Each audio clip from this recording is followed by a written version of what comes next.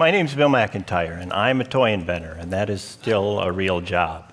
My little company, Atomocom, we create interactive toys and games, and we also help other companies prototype their electronic toy and game ideas. And last year at UX Week 2012, absolutely wonderful. We talked about inventing and the process, and we debuted Atomocom's flagship product, Little Atomo. And so we're just going to refresh everybody's memory with 10 seconds of Little Atomo. It's Little Atomo, the amazing thinking robot from Atomocom. What's he doing? He's thinking. What's he thinking about? Space stuff, science stuff, robot stuff. Little Atomo from Atomocom. Batteries not included. Awesome. So that's Little Atomo, and we love him. We're not going to talk about him so much this time, but he'll come up later in the presentation. This year, we're going to talk about play patterns, right? We're going to ask, what is a play pattern? How do they work? And how can they make interactive experiences better, right? And before we can do that, we really have to look at play, right? What is play? And it's actually kind of hard to define. I did a lot of good reading on it. One of the best definitions I found is George Santayana, the philosopher, defined play as whatever is done spontaneously and for its own sake. And you might even want to add in, and is fun. But that's the core of it. Play has some trappings. It has these tools, right? Toys and games are very familiar objects of play.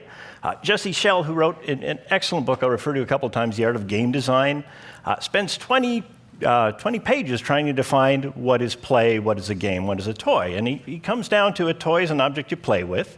A good toy is an object that is fun to play with.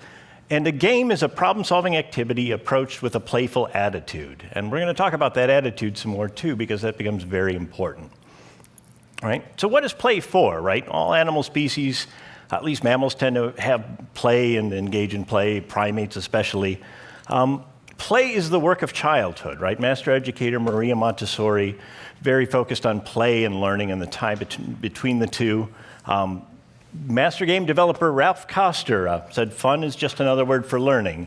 And I think that hits the nail right on the head.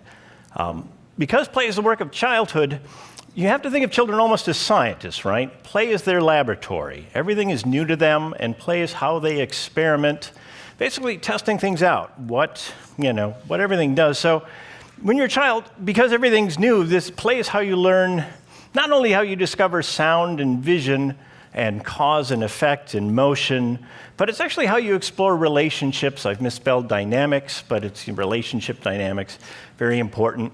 So we're going to look at play, right? What are the properties of play?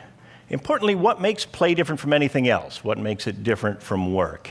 And it turns out one of the most important parts of this is attitude, right? There's an experiment run where researchers studied preteen children's description of their daily activities, and many of the kids described everything they did as play, or in terms of play.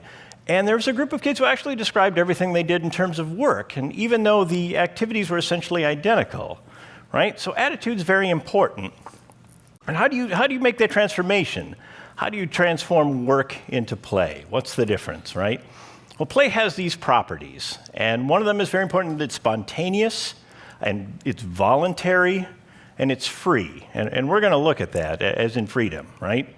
So play is voluntary, right? There's a very big difference between go play outside and the floor is lava, right? Or let's go ride bikes, right? All three of those things have a very different feel. And go play outside is sort of the least play-like of all those, right? It's not spontaneous. Play is free, as in freedom.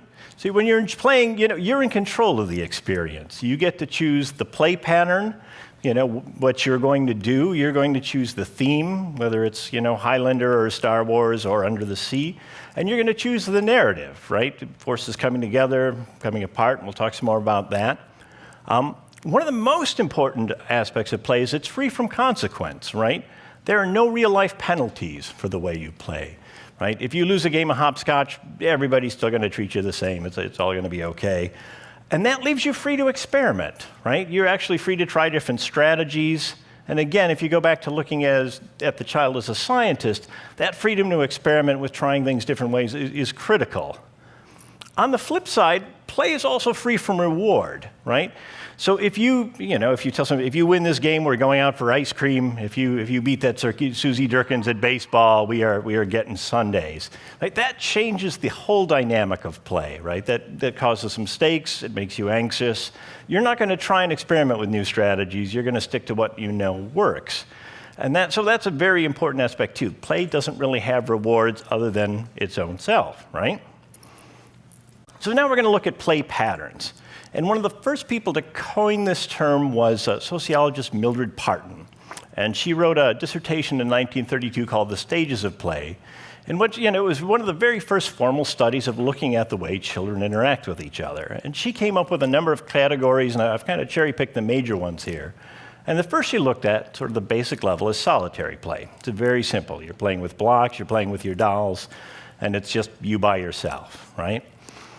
And then she sort of decided a higher level of this was parallel play, and this is something that occurs in 2 to 4-year-olds. And what they'll do is they'll observe a kid playing with a truck or a ball, and they'll pick up their own toy, a similar toy, and they'll play with a truck or a ball as well. And there's not direct interaction, they're just kind of checking each other out. But this parallel play is, again, it's the next step, aside from playing all by your lonesome. And it's, there are other parallels. It's like bowling or golf, where you're not actually interacting with the ball at the same time. You're just doing the same thing at the same time as your playmate. And what Parton saw as sort of the highest level of play was what's called cooperative play, right? Activity becomes shared and organized.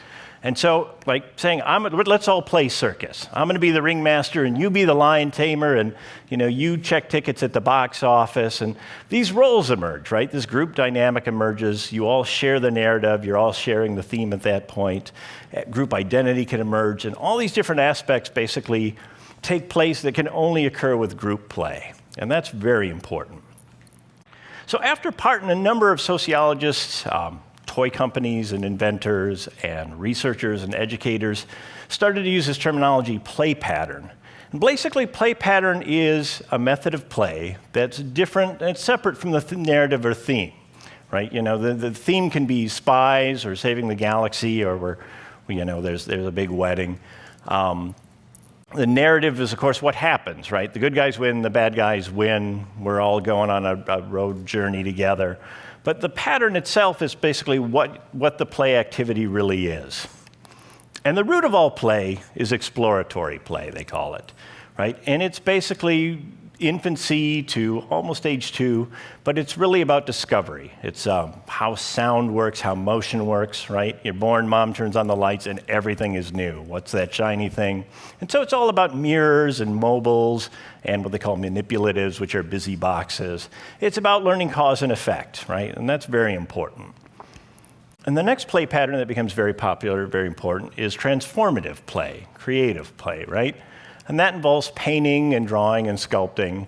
And at its root level, it's really not about creating this beautiful work of art. It's really more like, I'm going to turn this canvas purple, right? Like, that's important. It's cause and effect. You're changing the world.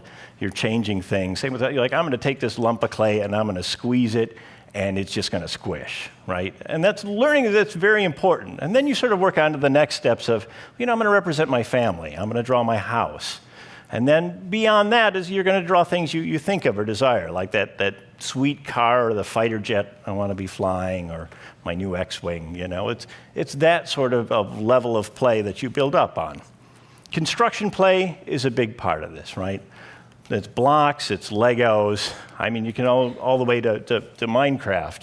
And again, it starts with cause and effect, as I'm going to stack these 10 things up and see what happens when I break them down. And you can basically build up to, or I'm going to build a whole village with my friends, right? That's very important.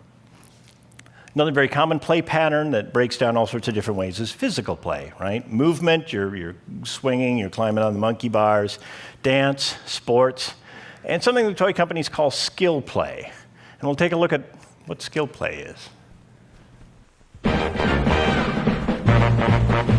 a new thing, it's a fun thing. It's a swing wing. It's a what? It's a swing wing. It's a wing wing. A brand new transit grand fun thing. It's a what?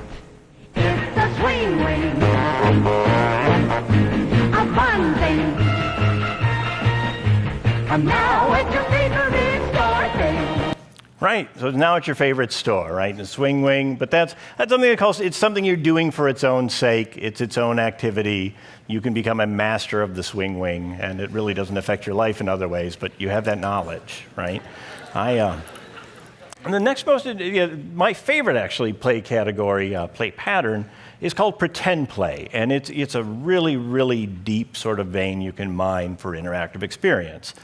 Pretend play always has two elements: narrative, right? What's going to happen, and that's not something you necessarily plan out at the beginning, but there's a series of events that occur. And it has a theme, and the theme is very changeable. It's very based on your society or the things you've been told or the stories you know. The root of pretend play is role-playing, right? You explore what would it be like to be a hero or a monster or a parent or a teacher. And the root of role-playing, right, when you really get down to it, is nurturing play, right? It's having a baby doll. It's sort of the first role-playing children tend to do, and it's exploring the relationship that's most important to them, right? It's my parent. And as having a baby doll, it lets you, explore what it's like to love someone, to take care of them, to tell them no, to scold them, and to see what all those things really mean. And that role reversal is very essential to learning and development. Nurturing extends very quickly to pets, right? Teddy bears, Furby, My Pet Monster. It doesn't necessarily have to be a baby, but the relationship between you and that toy is essentially the same, right? It's a nurturing play pattern. Beyond that, you get into things like doll play.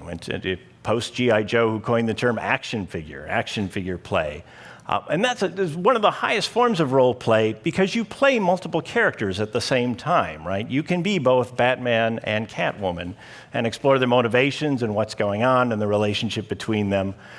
You can be both parents. You can be all sorts of things. And that dynamic, letting you explore all sides of a situation, really adds a lot to the value of that.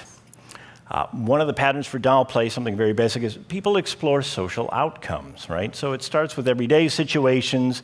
Meal times are one of the most complicated things you'll do as a kid, right? There's all these rules and this order to things. Household vignettes, it's hi, honey, I'm home, or mommy's mad. And it's like, how do we all work that out and stay together and stay happy? How can you resolve that at the end of the day? Special occasions are the next, right? There's weddings, somebody's very special, or like birthdays, it's Teddy's birthday, I'm saving the galaxy, that's a special occasion. And all these things involve like planning and relationships and making sure the right people are doing the right things, right? And to enhance this even further, toy companies for a while back, and it's really time immemorial, introduced doll houses, right? And doll houses and action play sets do two things. They enhance the narrative, right? So you get reinforcement of having furniture and objects and props, which enhance role play. More importantly, it gives a child a sense of control, right? It's a deeper play experience if I can control everything that goes on. The car arrives, I've got furniture here, and that's all going up in the bedroom. And so we're going to look at two examples of doll houses and action play sets.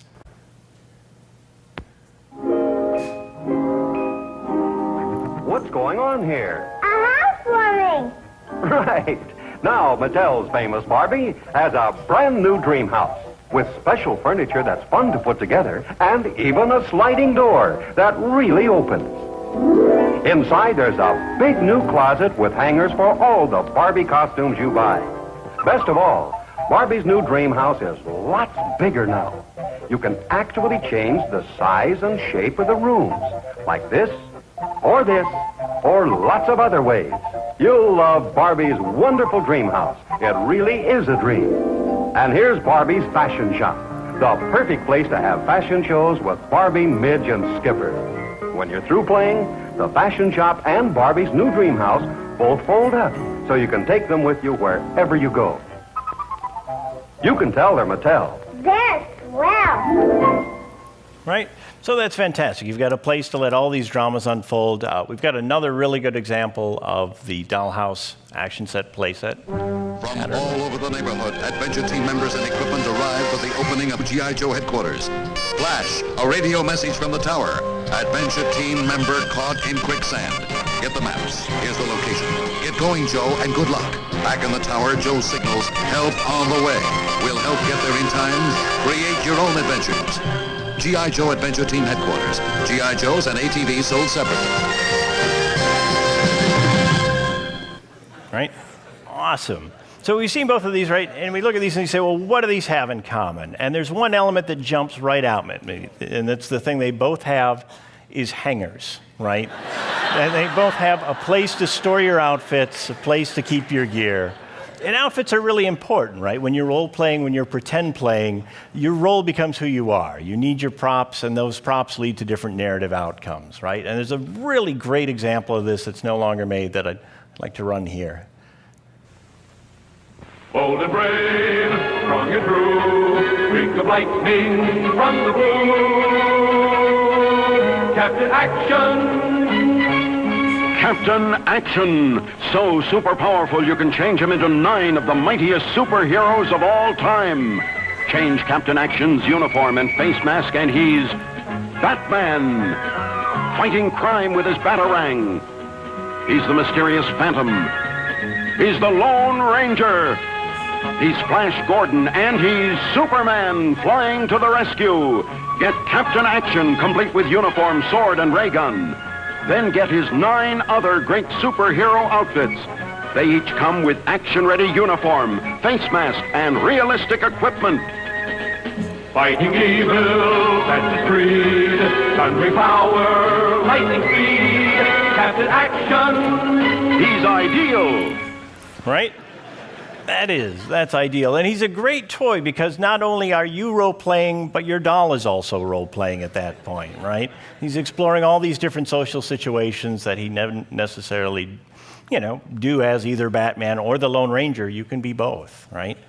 And that sort of leads us right, so we've got, Barbie's Dream House, we've got G.I. Joe's Action Team Adventure Headquarters. And that leads us to some important questions that toy makers and sociologists think about a lot, right? And that is, are there differences in the way boys and girls play? It's a hot topic. There are a lot of great newspaper articles, in the last couple of years especially. It would make a great presentation by itself, but we're just going to talk about it really quickly.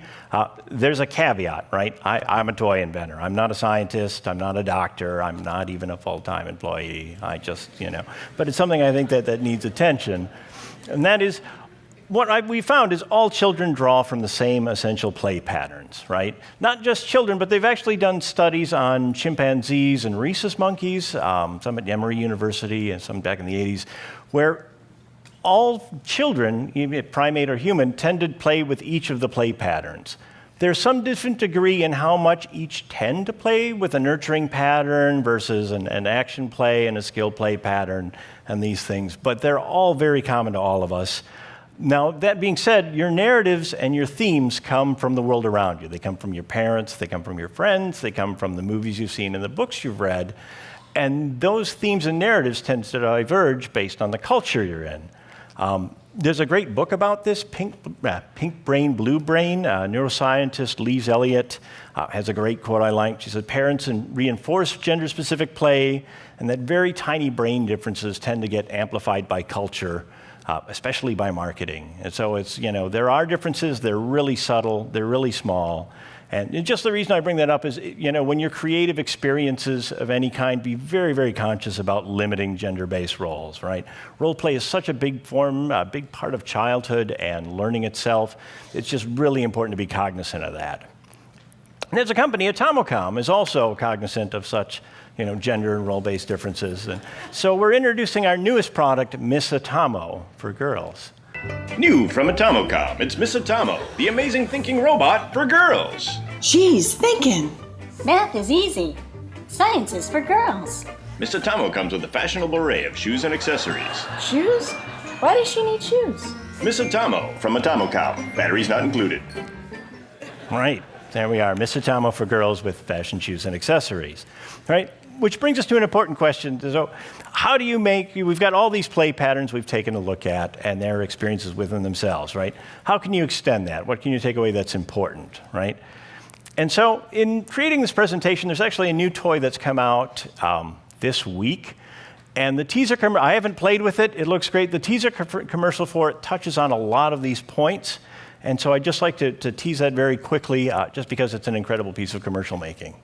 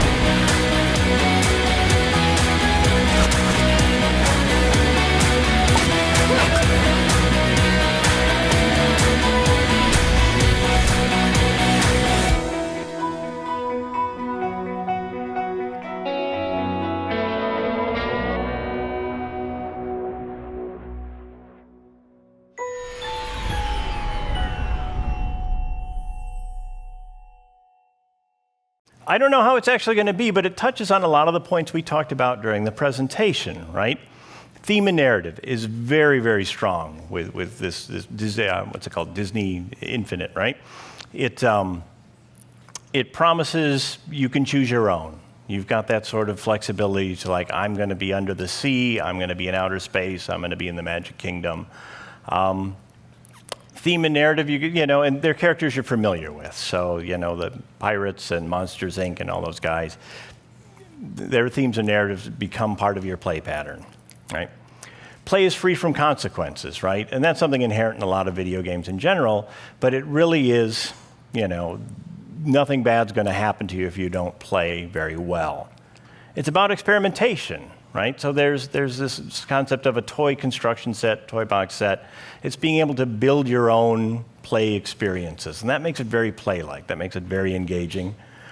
Something we talked about before, it's very important to play as an experience. Losing doesn't actually punish or cost the participant, right? In keeping your interactive experiences play-like, it's very important to keep that in mind, that there's no penalties.